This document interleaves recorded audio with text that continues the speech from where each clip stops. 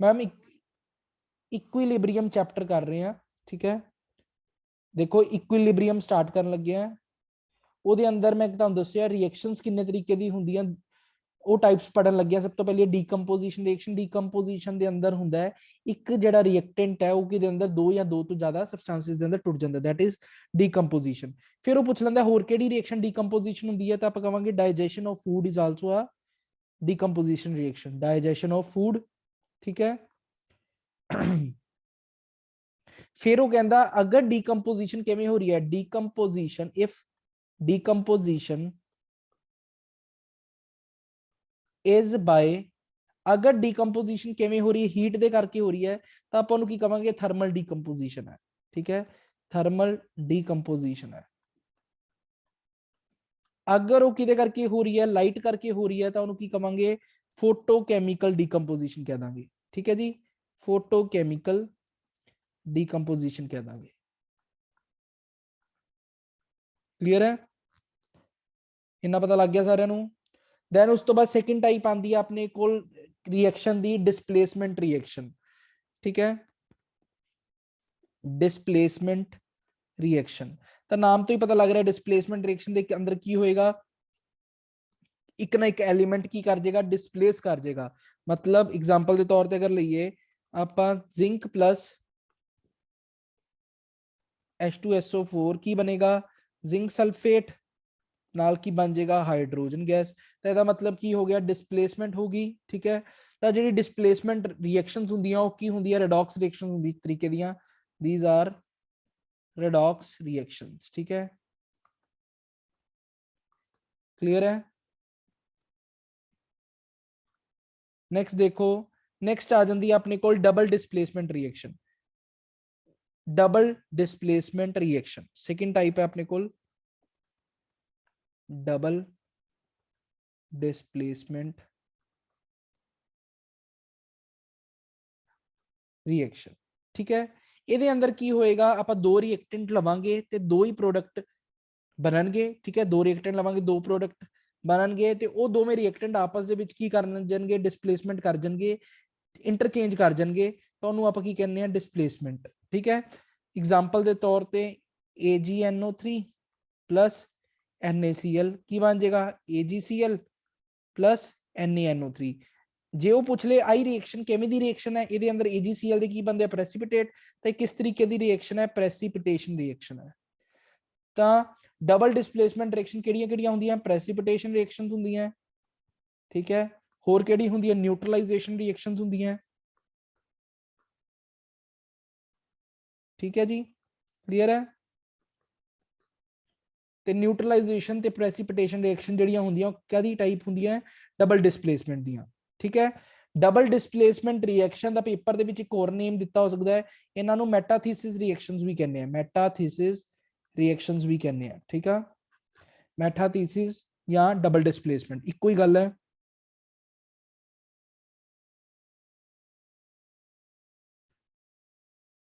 ठीक है जी।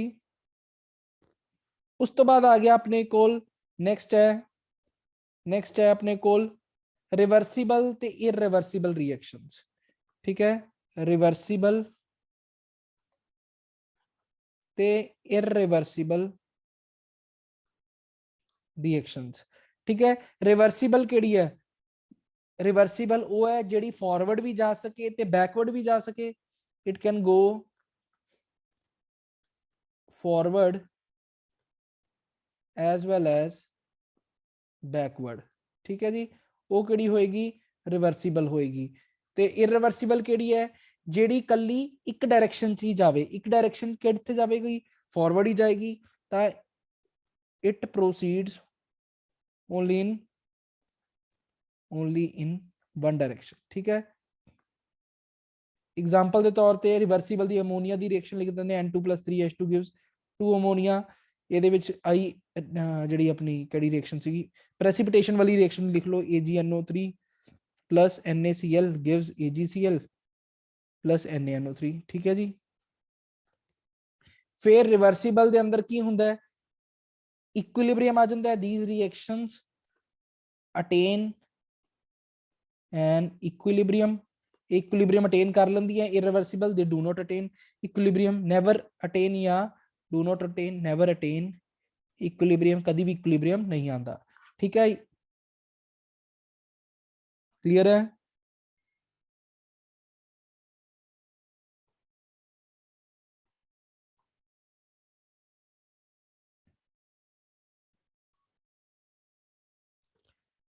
ठीक है जी, ये हो गया रिवर्सिबल ते इरिवर्सिबल। देन आंदा अपने कोल इक्विलिब्रियम किन्ने तरीके दे हो सकते हैं।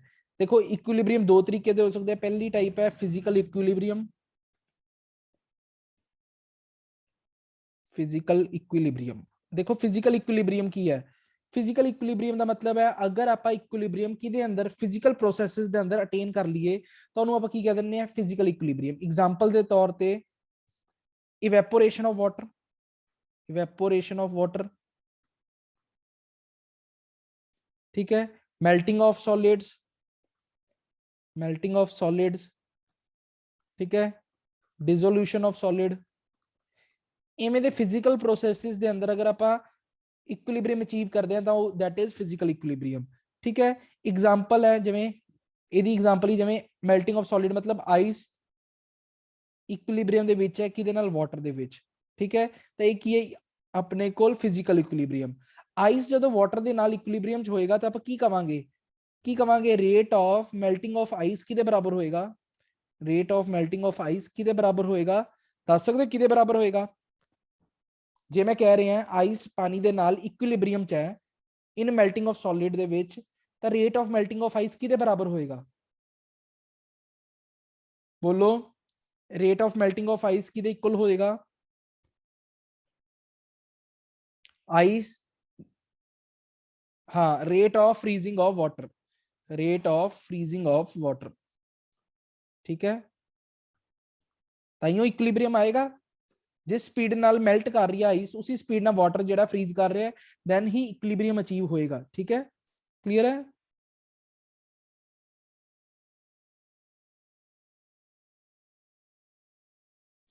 ठीक है जी, उस तो बाद आ गया क्लियर है सारे नू, क्लियर है? चलो नेक्स्ट देखो, नेक्स्ट है अपने कोल ये तो हो गया फिजिकल इक्विलिब्रियम। देन आ गया अपने को सेकंड टाइप केमिकल इक्विलिब्रियम। हुन केमिकल इक्विलिब्रियम की है, देखो केमिकल इक्विलिब्रियम किदे अंदर आएगा, रिएक्शंस दे अंदर आएगा, केमिकल रिएक्शन दे अंदर आएगा, किवें दी केमिकल रिएक्शन दे अंदर आएगा, रिवर्सिबल रिएक्शन दे अंदर आएगा, रिवर्सिबल रिएक्शन दे अंदर आएगा। ठीक है, अगर वो कहंदा रिवर्सिबल रिएक्शन किदे अंदर अकर करवा रहे हैं ना क्लोज वेसल आप करवा रहे हैं। ठीक है जी, कहंदा a stage is attained, a stage is attained when the speed of forward reaction, speed of forward reaction becomes equal to speed of backward reaction।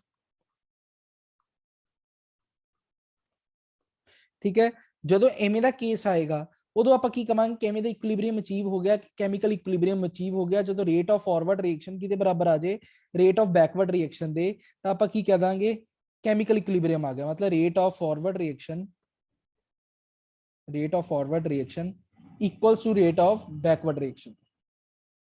ठीक है जी, ਇਹਦਾ अगर ग्राफ प्लॉट करिए आप, ग्राफ कुछ इस तरीके का प्लॉट होएगा, देख लो अगर वाई एक्सिस है ये एक्स एक्सिस है, इन्हें थोड़ा अगे लै जाइए आप,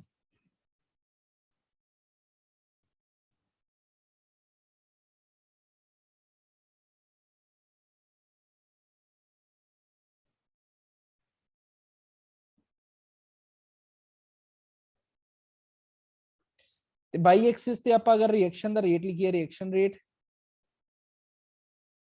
ठीक है, ते इधर आप रिएक्शन कोऑर्डिनेट्स लिख लिए एक्स एक्सिस ते रिएक्शन कोऑर्डिनेट, तो आप देखांगे फॉरवर्ड दे विच की हुंदा है रेट घटदा जाएगा, बैकवर्ड दा वधदा जाएगा। ठीक है, एक पॉइंट ते आके की होएगा दोवां दा रेट बराबर हो जाएगा, इस पॉइंट नूं आपां की कवांगे इक्विलिब्रियम दा पॉइंट। ठीक है, क्लियर है? ਆ ਰੇਟ ਆਫ ਫਾਰਵਰਡ ਹੈ, ਰੇਟ ਆਫ ਬੈਕਵਰਡ ਹੈ। ਇਸ ਪੁਆਇੰਟ ਨੂੰ ਆਪਾਂ ਕੀ ਕਹਿ ਦਾਂਗੇ, ਇਕੁਇਲਿਬ੍ਰੀਅਮ, ਕਿਉਂਕਿ ਇੱਥੇ RF ਕਿਹਦੇ ਬਰਾਬਰ ਆ ਜਾਏਗਾ, RB ਦੇ। ਕਲੀਅਰ ਹੈ ਸਾਰਿਆਂ ਨੂੰ?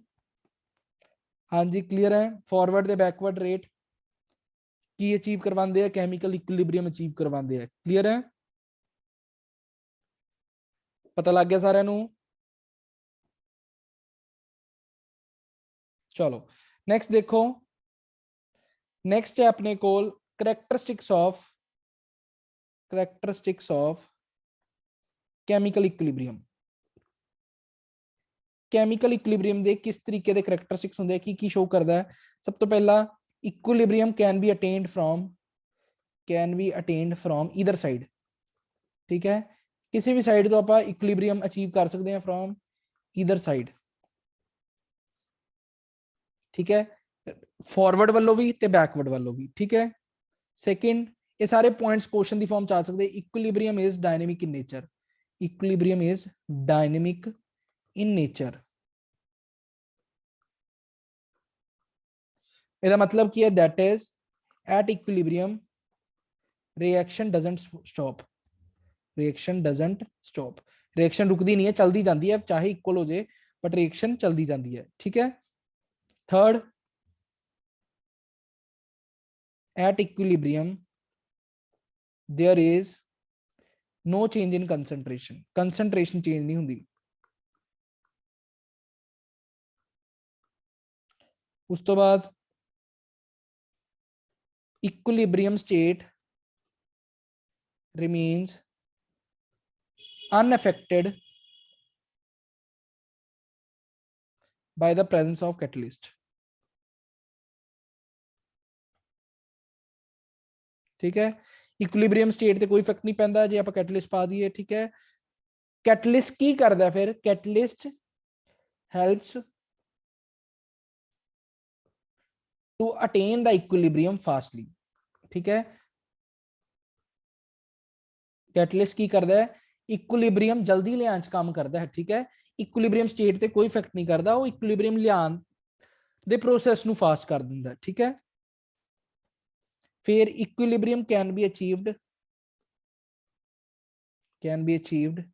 In close container only. ठीक है, तो तुहानू पता ही है, क्लोज वैसल दे अंदर हुंदा है, कंटेनर ओनली। ठीक है, आ गई अपने मेन करैक्टरिस्टिक्स है, ये पॉइंट्स याद रखना, इन्हां दे बेस ते भी क्वेश्चन बन सकता है इक्विलिब्रियम दा। ठीक है, पॉइंट दिता हो सकता, पूछ ले इक्विलिब्रियम दी नेचर किवें दी हुंदी है। ठीक है, स्टैटिक, डायनेमिक, बोथ, इस तरीके दे क्वेश्चंस बन सकते हैं। ठीक है, चलिए उस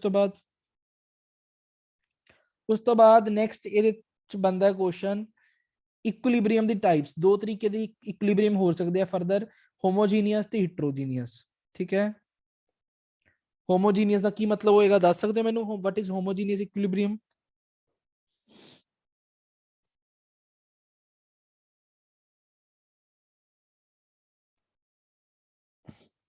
करदा रब?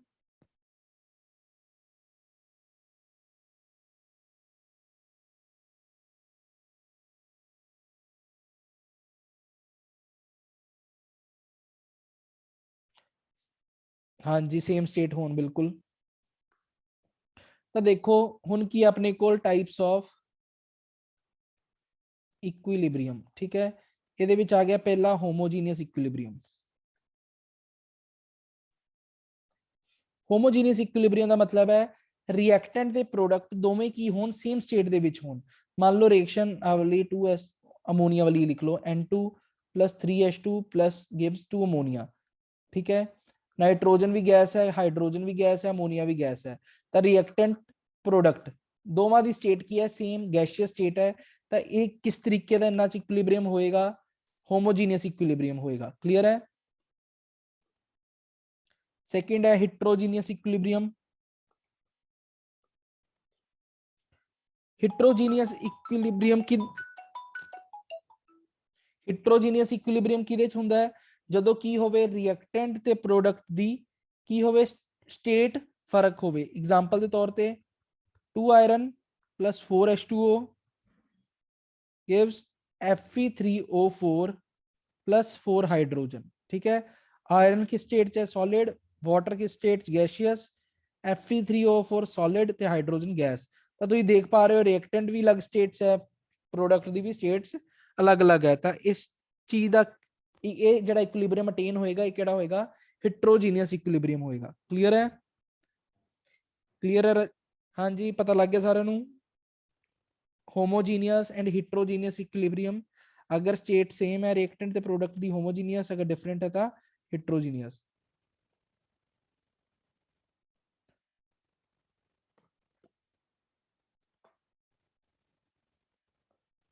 चलिए नेक्स्ट देखो,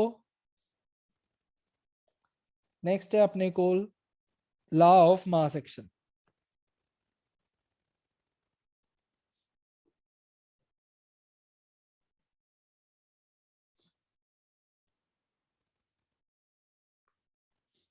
लॉ ऑफ मास एक्शन, ठीक है, बहुत ज्यादा इंपॉर्टेंट है।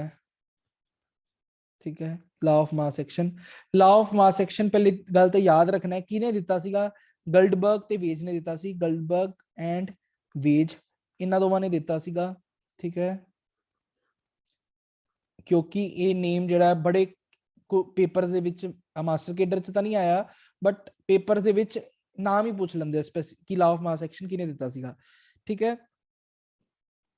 गल्डबर्ग एंड वेज ने दिता सीगा। एक ही कहंदा सी, कहंदा रेट है जिहड़ा किसी भी रिएक्शन दा, रेट ऑफ केमिकल रिएक्शन जिहड़ा है वो किहदे प्रोपोर्शनल है, वो प्रोपोर्शनल है product of active masses, active masses they product they proportional है। ठीक है, ऑफ रिएक्टिंग सबस्टांसिस। ठीक है, जिन्ने भी रिएक्ट करते पे उन्ना जिहड़े रिएक्टेंट हैगे है उन्ना दा मास प्रोपोर्शनल होएगा रेट दे, किदे रेट दे, केमिकल रिएक्शन दे। ठीक है, रिएक्टिंग सबस्टांसिस। एग्जांपल के तौर पर समझाना है, मान लो ए रिएक्शन है, A plus B gives C D. ठीक है, आ रिएक्शन है अपने कोल, तो रेट ऑफ फॉरवर्ड रिएक्शन किदे प्रोपोर्शनल होगा, रेट ऑफ फॉरवर्ड रिएक्शन किदे प्रोपोर्शनल होएगा। हुन फॉरवर्ड रिएक्शन किदे ते डिपेंड करदी पई है, रिएक्टेंट से डिपेंड कर रही है। ए रिएक्टेंट ओदी पावर च ओदा स्टोइकियोमेट्रिक कोएफिशिएंट, बी ओदी पावर स्टोइकियोमेट्रिक कोएफिशिएंट बी। ठीक है, प्रोपोर्शनैलिटी का साइन हटावांगे, कांस्टेंट लग जाए के एफ। ठीक है, ए बी। ठीक है, similarly rate of backward reaction किदे ते डिपेंड करेगा, जे आप पिछों दी अगे आना है, बैकवर्ड रिएक्शन किदे ते डिपेंड करेगा, कंसंट्रेशन सी ते डी थी, तो की बनेगा सी दी पावर सी, डी दी पावर डी। प्रोपोर्शनैलिटी का साइन हटावांगे, की लग जाएगा के बी। ठीक है, C power C, D power D. Clear है? के एफ ते के बी की है, रेट कांस्टेंट है, की है रेट कांस्टेंट्स। क्लियर है? पता लग गया सारे नू? फिर ये रिएक्शन कितने हो रही है, इक्विलिब्रियम है इस रिएक्शन दे विच, तां आपां की कहांगे, एट इक्विलिब्रियम आपां नू पता की हुंदा है, रेट ऑफ फॉरवर्ड रिएक्शन किदे इक्वल हुंदा है, rate of forward reaction is equal to rate of backward reaction. ठीक है, अगर फॉरवर्ड बैकवर्ड के बराबर है तो पुट कर दो values, K F A power A B power B is equal to K B A power C power C D power D. ठीक है जी, क्लियर है सारे नू? इन्ना पता लग गया, फॉरवर्ड ते बैकवर्ड का रेट बराबर करता। हुण देखो के एफ दे नीचे की लै जाओ, के बी लै जाओ, ते C power C D power D दे नीचे की लै जाओ, A power A B power B नू लै जाओ। तो K F upon K B किहदे इक्वल हुंदा है, कैपिटल के सी दे बराबर। के सी की आ गया अपने कोल, इक्विलिब्रियम कांस्टेंट आ गया, जेड़ा आप अगे पढ़ते हैं, के सी इज इक्विलिब्रियम कांस्टेंट। तो किहदे बराबर होएगा, प्रोडक्ट दे जेड़े स्पीशीज हैगी है उन्हां दी कंसंट्रेशन अपॉन रिएक्टेंट च जेड़ी स्पीशीज हैगी है उन्हां दी कंसंट्रेशन ते। क्लियर है? रेज टू दी पावर उन्हां दे स्टोइकियोमेट्रिक कोएफिशिएंट।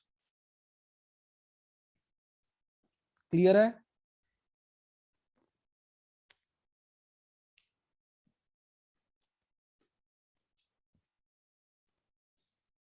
क्लियर है जी?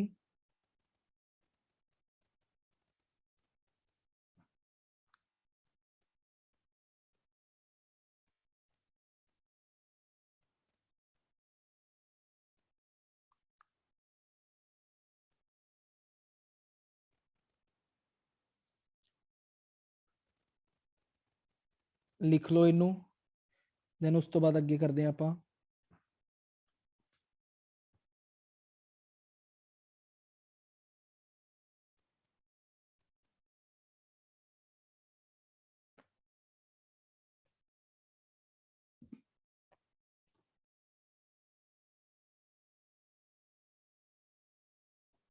लिख लिया, चलो चलिए नेक्स्ट। नेक्स्ट है अपने को, ये तो आ गया अपने को केसी। हूँ देखो केसी किदे कोल आया, सी power C, D power D, A power A, B power B. ਇਹ ਤਾਂ ਹੋਗੀ ਕੰਸੈਂਟ੍ਰੇਸ਼ਨ। ਅਗਰ ਰਿਐਕਸ਼ਨ ਹੀ ਕਿਹਦੇ ਵਿੱਚ ਹੈ, ਗੈਸੀਅਸ ਸਟੇਟ ਦੇ ਵਿੱਚ ਹੈ, ਤਾਂ ਆਪਾਂ ਨੂੰ ਪਤਾ ਗੈਸਿਸ ਦੀ ਕੰਸੈਂਟ੍ਰੇਸ਼ਨ ਥੋੜਾ ਆਪਾਂ ਮੇਜਰ ਕਰਾਂਗੇ। ਆਪਾਂ ਕੀ ਕਰਾਂਗੇ, ਉਹਨਾਂ ਦਾ ਪ੍ਰੈਸ਼ਰ। ਅਗਰ ਆਵਲੀ ਰਿਐਕਸ਼ਨ ਦੇ ਆਪਣੇ ਕੋਲ ਕੀ ਹੈ, ਗੈਸੀਅਸ ਸਟੇਟ ਦੇ ਵਿੱਚ ਹੈ, ਇਨ ਗੈਸੀਅਸ ਸਟੇਟ, ਤਾਂ ਆਪਾਂ ਕੀ ਕਰਾਂਗੇ, ਫਿਰ ਆਪਾਂ ਕੰਸੈਂਟ੍ਰੇਸ਼ਨ ਨੂੰ ਬਦਲ ਕੇ ਕੀ ਕਰ ਦਾਂਗੇ, ਪ੍ਰੈਸ਼ਰ ਕਰ ਦਾਂਗੇ। Pressure of C power C, pressure of D power D, pressure of A power A, pressure of B power B. ਇਹ ਕਿਹਦੇ ਕੋਲ ਆ ਜਾਏਗਾ, ਇਹਨੂੰ ਲਿਖਾਂਗੇ केपी। ठीक है, ਇਹਨੂੰ ਕੀ ਲਿਖਾਂਗੇ, केपी। क्लियर है, ठीक है जी, केपी लिखांगे। ਹੁਣ केपी ਦੇ केसी ਦੇ ਵਿੱਚ ਕੀ ਰਿਲੇਸ਼ਨ ਹੋਏਗਾ, ਉਹ ਕਹਿੰਦਾ केपी ਜਿਹੜਾ ਹੈ ਕਿਹਦੇ ਇਕੁਅਲ ਹੋਏਗਾ, केसी आरटी ਦੀ power delta NG. Delta NG ਕੀ ਹੈ, change in number of moles. ਠੀਕ ਹੈ, ਡੈਲਟਾ एनजी ਕਿਹਦੇ ਇਕੁਅਲ ਹੋਏਗਾ, number of moles of product minus number of moles of reactant. Clear है, ठीक है। तो ਇਹਦਾ मतलब आप ਇਹਦੇ ਚ ਆਪਾਂ ਫਿਰ ਤਿੰਨ ਕੇਸਿਸ ਬਣਾ ਸਕਦੇ ਹਾਂ। अगर डेल्टा एनजी की वैल्यू की आ जाए, जीरो आ जाए, तो केपी की इक्वल आ जाएगा, केसी के इक्वल आ जाएगा। ठीक है, फिर अगर डेल्टा एनजी की वैल्यू की आ जाए, पॉजिटिव आ जाए, अगर डेल्टा एनजी की वैल्यू पॉजिटिव आ जाए, तो केपी की आ जाएगा, केसी नालों बड़ा हो जाएगा। अगर डेल्टा एनजी की वैल्यू की आ जाए, नेगेटिव आ जाए, then KP will be lesser than KC. तो ये भी लिख लो। क्लियर है,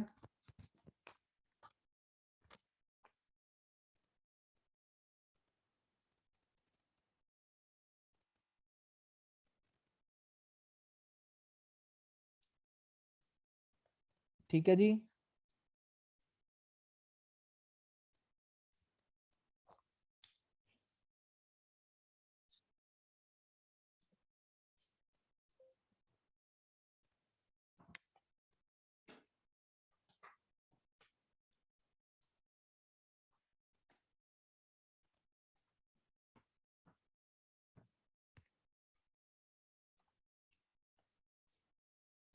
ਉਸ ਤੋਂ ਬਾਅਦ ਤੁਸੀਂ ਮੈਨੂੰ ਦੱਸੋ केपी ਤੇ केसी ਦੇ ਯੂਨਿਟਸ ਕੀ ਹੋਣਗੇ। केपी ਤੇ केसी ਦੇ ਯੂਨਿਟਸ ਕੀ ਹੋਣਗੇ, केपी ਤੇ केसी ਦੇ ਯੂਨਿਟਸ ਕੀ ਹੋਣਗੇ, ਸੋਚ ਕੇ ਦੱਸਿਆ ਜੇ।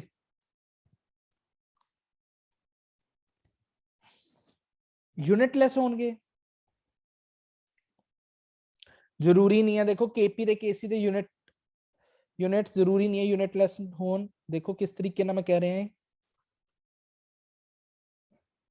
देखो ਜਦੋਂ ਵੀ ਤੁਹਾਨੂੰ ਜਰਨਲ ਟਰਮ ਪੁੱਛੀ ਹੋਵੇ ਤਾਂ ਤੁਹਾਨੂੰ ਕੀ ਪਤਾ, ਸਟੈਕਿਓਮੈਟਰੀ ਕੋਐਫੀਸ਼ੀਐਂਟ ਦੇ ਉੱਤੇ ਡਿਪੈਂਡ ਕਰਦੇ ਆ। केपी ਦੇ ਯੂਨਿਟਸ ਕੀ ਹੋਣਗੇ, ATM की दी पावर डेल्टा एनजी। अगर तक की है जेडे रिएक्टेंट ते प्रोडक्ट दोवां च स्टैकियोमेट्रिक कोएफिशिएंट सेम होणगे, देन तो यूनिटलेस होणगे। अगर स्टैकियोमेट्रिक कोएफिशिएंट डिफरेंट होए, देन कोई ना कोई वैल्यू आएगी उन्हां दी। तां डेल्टा एनजी दी वैल्यू ATM दी पावर च कर देनी है। ठीक है, तां केपी दे यूनिट्स आ जाएंगे। केसी दे यूनिट्स की होणगे, मोल पर लीटर दी पावर डेल्टा एनजी। क्लियर है, क्लियर है।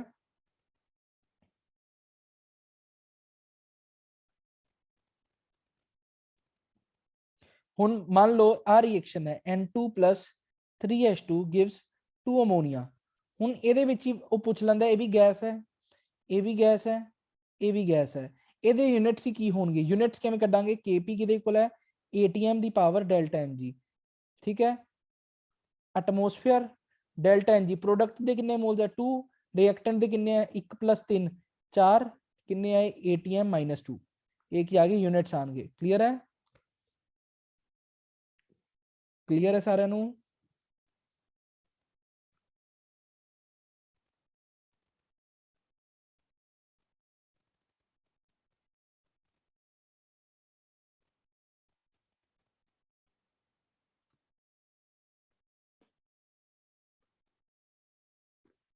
चलिए अगे, पता लग गया।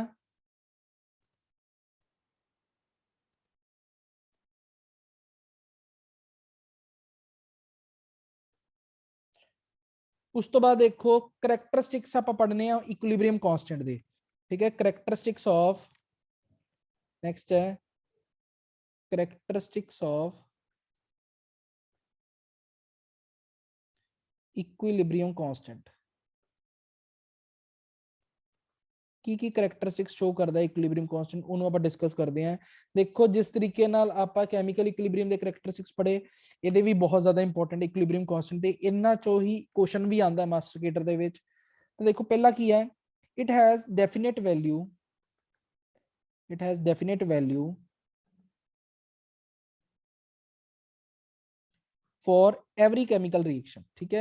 हर केमिकल रिएक्शन लिए की होगी पर्टिकुलर डेफिनेट वैल्यू होगी फॉर एवरी केमिकल रिएक्शन, ठीक है। पहला हो गया एक करैक्टरिस्टिक। दूसरा की है more the value of KC, more the value of KC और KP, more is the extent of completion of reaction, ठीक है।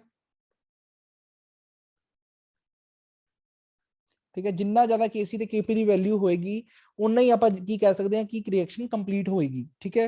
उन्ना ज्यादा एक्सटेंट होएगा कंप्लीट होने का, ठीक है। फिर तीसरा की कह रहा है अगर केसी की वैल्यू की है लेस देन 1 तो आप की कवांगे की इंडिकेट करेगी, ये indicates the lesser concentration of product than reactant, ठीक है। कि ये विच की पता लगेगा कि केसी अगर लेस देन 1 है तो आप कहांगे रिएक्टेंट की कंसंट्रेशन ज्यादा है, प्रोडक्ट की घट है। अगर केसी की वैल्यू की होगी ग्रेटर देन 1 आप की कहांगे more concentration of product than reactant. Clear है, क्लियर है। क्योंकि केसी के अंदर की होंगे प्रोडक्ट उत्ते होंदा है ते रिएक्टेंट नीचे होंदा है। अगर ग्रेटर देन 1 है तो प्रोडक्ट की कंसंट्रेशन रिएक्टेंट नाल ज्यादा होगी, ठीक है। क्योंकि केसी च की प्रोडक्ट अपॉन रिएक्टेंट होंदा ना, ग्रेटर देन 1 आया तो P is greater than reactant होएगा, प्रोडक्ट की कंसंट्रेशन रिएक्टेंट नाल ज्यादा होगी। क्लियर है। फिर वो कहता अगर के दी वैल्यू ग्रेटर देन या इक्वल टू है 10⁻³ दे तो आप की कहांगे इन एदा मतलब है रिएक्शन कंप्लीट होगी, shows the completion of reaction, ठीक है। ये की शो करता है कि रिएक्शन कंप्लीट हो चुकी है, ठीक है। अगर के दी वैल्यू की है लेस देन इक्वल टू 10⁻³ है तो यदा मतलब है रिएक्शन शुरू ही नहीं हुई, रिएक्शन डजंट प्रोसीड, ठीक है। यदा मतलब है रिएक्शन शुरू ही नहीं हुई। क्लियर है।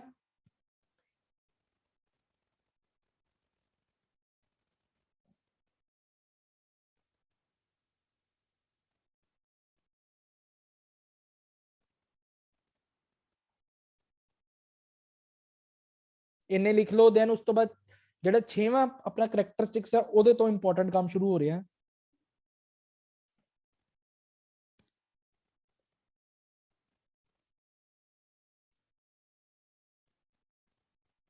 लिख लिया ये सर। अगर इक्वेशन है, अगर इक्वल है कि मतलब इक्वल है ओनली, तो मैम ये लिखा ना अगर लेस देन इक्वल टू, अगर के दी वैल्यू इक्वल टू भी आ जाए 10⁻³ तो रिएक्शन नहीं हो रही, ठीक है। अगर ग्रेटर देन 10⁻³ है तो इक्वल आ जाए तो रिएक्शन हो चुकी है। अगर इन्होंने दोवां दे विचकार 10⁻³ ते 10⁻³ दे विचकार वैल्यू आ जाए तो आप कहांगे रिएक्शन चल रही है, ठीक है। ठीक है, आप कहांगे रिएक्शन चल रही है। सर दोनों केसेस दे विच किद्दां मेंशन कर सकते हैं इक्वल साइन? मैम समझी नहीं तुसी, ये 10⁻³ है, थल्ले वाला -3 है, आ 10⁻³ है, नीचे वाला -3 है। अलीशा मैम पता लग गया?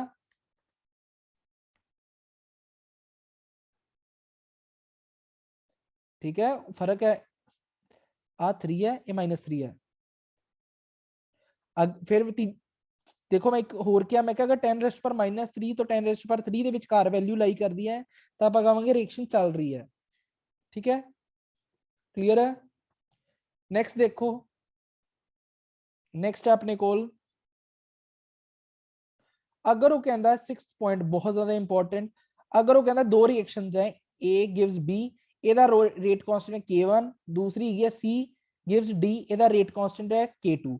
कहता अगर दोवें रिएक्शंस ਨੂੰ ਆਪਾਂ ਐਡ ਕਰ ਦਿੰਨੇ a + c gives b + d ਕਹਿੰਦਾ ਜਿਹੜਾ ਨਵਾਂ ਰੇਟ ਕਾਂਸਟੈਂਟ ਆਏਗਾ k3 ਉਹ ਕਿਹਦੇ ਇਕੁਅਲ ਹੋਏਗਾ ਦੋਵੇਂ ਰੇਟ ਕਾਂਸਟੈਂਟਸ ਦੇ ਪ੍ਰੋਡਕਟ ਦੇ ਬਰਾਬਰ ਹੋਏਗਾ k1 k2 ਕਲੀਅਰ ਹੈ ਅਗਰ ਆਪਾਂ ਦੋ ਰਿਐਕਸ਼ਨਸ ਨੂੰ ਐਡ ਕਰਦੇ ਆ ਉਹਨਾਂ ਦੇ ਜਿਹੜੇ ਰੇਟ ਕਾਂਸਟੈਂਟ ਆਣਗੇ ਹੋਣਗੇ ਨਵਾਂ ਰੇਟ ਕਾਂਸਟੈਂਟ ਉਹਨਾਂ ਦੋਵਾਂ ਦੇ ਪ੍ਰੋਡਕਟ ਦੇ ਬਰਾਬਰ ਹੋਏਗਾ ਠੀਕ ਹੈ पता लग गया देखो 7th equilibrium constant is independent of initial concentration of reactant independent of initial concentration of reactant ठीक है क्लियर है उस तो बाद 8th equilibrium constant is independent of presence of catalyst ये भी कर लिया आप कैटलिस्ट भी इंडिपेंडेंट होएगा फिर 9th हो गया फिर अगर 9th ये भी इंपॉर्टेंट है अगर वो कहता ए तो बी रिएक्शन का इक्विलिब्रियम कांस्टेंट K1 है तो B to A अगर रिएक्शन इनवर्स कर देंगे तो वह इक्विलिब्रियम कांस्टेंट की बन जाएगा 1/K1 बन जाएगा क्लियर है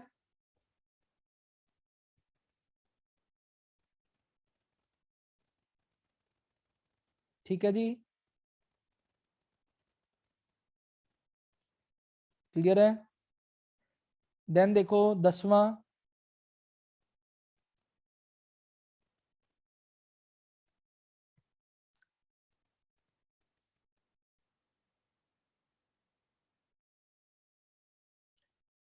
टेंथ कह रहे हैं अगर आप की कर रहे हैं रिएक्शन है A to B ਉਹਦਾ ਰੇਟ ਕਾਂਸਟੈਂਟ ਹੈ K1 ਕਹਿੰਦਾ ਅਗਰ ਇਹਨੂੰ ਆਪਾਂ n ਦੇ ਨਾਲ ਮਲਟੀਪਲਾਈ ਕਰ ਦਈਏ ਪੂਰੀ ਰਿਐਕਸ਼ਨ ਨੂੰ n ਤਾਂ ਰੇਟ ਕਾਂਸਟੈਂਟ ਨਵਾਂ ਜਿਹੜਾ ਆਏਗਾ ਉਹ ਕੀ ਹੋਏਗਾ K1 ਦੀ ਪਾਵਰ n ਠੀਕ ਹੈ ਜਿਹੜਾ ਨਵਾਂ ਰੇਟ ਕਾਂਸਟੈਂਟ ਆਏਗਾ ਉਹ ਕੀ ਹੋਏਗਾ ਪੁਰਾਣੇ ਵਾਲੇ ਰੇਟ ਕਾਂਸਟੈਂਟ ਦੀ ਪਾਵਰ n ਜਿਹਦੇ ਨਾਲ ਮਲਟੀਪਲਾਈ ਕੀਤਾ ਉਹ ਪਾਵਰ ਚ ਚਲਾ ਜਾਏਗਾ ਠੀਕ ਹੈ ਫਿਰ ਉਹ ਕਹਿੰਦਾ ਅਗਰ ਆਪਣੇ ਕੋਲ ਰਿਐਕਸ਼ਨ ਹੈ A to B ਉਹਦਾ ਰੇਟ ਕਾਂਸਟੈਂਟ K1 ਅਗਰ ਆਪਾਂ ਕੀ ਕਰ ਦਈਏ n ਦੇ ਨਾਲ ਡਿਵਾਈਡ ਕਰ ਦਈਏ n ਦੇ ਨਾਲ ਡਿਵਾਈਡ ਕਰ ਦਈਏ ਤਾਂ ਉਹਨੂੰ ਲਿਖ ਸਕਦਾ n ਨਾਲ ਡਿਵਾਈਡ ਕਰ ਦਈਏ ਉਹਨੂੰ ਮੈਂ ਕਹਿ ਸਕਦਾ 1/n ਦੇ ਨਾਲ ਮਲਟੀਪਲਾਈ ਕਰਤਾ ਕਹਿ ਸਕਦਾ ਨਾ n ਨਾਲ ਡਿਵਾਈਡ ਕਰਨੇ ਨੂੰ ਮੈਂ ਕਹਿ ਸਕਦਾ 1/n ਨਾਲ ਮਲਟੀਪਲਾਈ ਕਰਤਾ ਤਾਂ ਨਵਾਂ ਰੇਟ ਕਾਂਸਟੈਂਟ ਜਿਹੜਾ ਆਏਗਾ ਉਹਦੀ ਵੈਲਿਊ ਕੀ ਆਏਗੀ K1 ਦੀ ਪਾਵਰ 1/n ठीक है जी जिस चीज ने डिवाइड किया 1/पावर चला जाएगा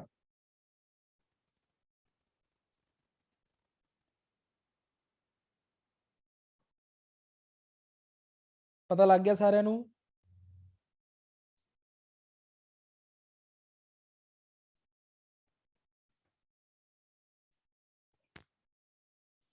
चलिए क्लियर है सारे नू